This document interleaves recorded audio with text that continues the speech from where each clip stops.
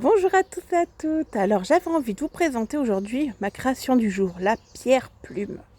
Mais qu'est-ce donc cette drôle de chose qui vole au vent? Je vais vous expliquer. Voilà. Ce matin, je me suis levée en me disant je décide de supprimer en moi tout ce qui m'alourdit, tout ce qui m'empêche d'avancer, tout ce qui me pèse, et je veux que de la légèreté.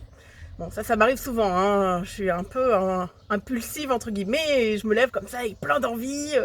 Sauf que la vie, c'est pas aussi simple, et que on peut pas renier tout ce qu'on est, et ouais, tout ce qui fait partie de nous. Donc je me suis dit, ah bon, c'est vrai que j'étais un petit peu excessive, on va dire, à mon réveil.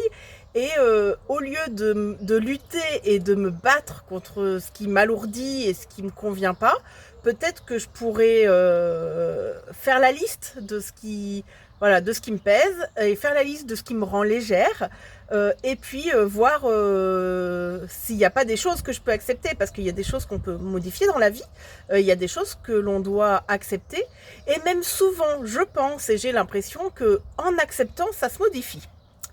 Donc voilà, je me suis remise de mes émotions de guerrière du matin, et je me suis dit, je vais essayer de symboliser ce que je ressens. Moi, j'aime bien faire des choses avec mes mains.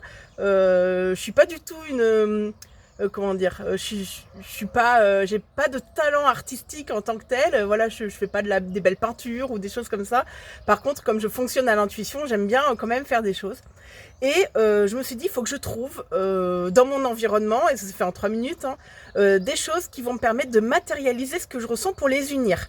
C'est une façon pour moi d'unir ce qui me pèse et ce qui me rend légère, en fait.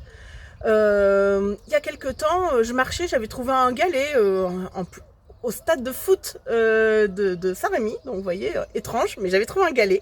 J'avais trouvé joli, que j'avais ramassé. Et puis hier, j'étais dans mon jardin, une plume est tombée. Voilà, c'est l'époque, hein, les petits pipious, ils commencent à faire leur vie. Donc j'ai trouvé une plume qui est tombée, et je me suis dit, bah, je la ramasse aussi. Mais j'avais aucune idée de ce que j'allais en faire.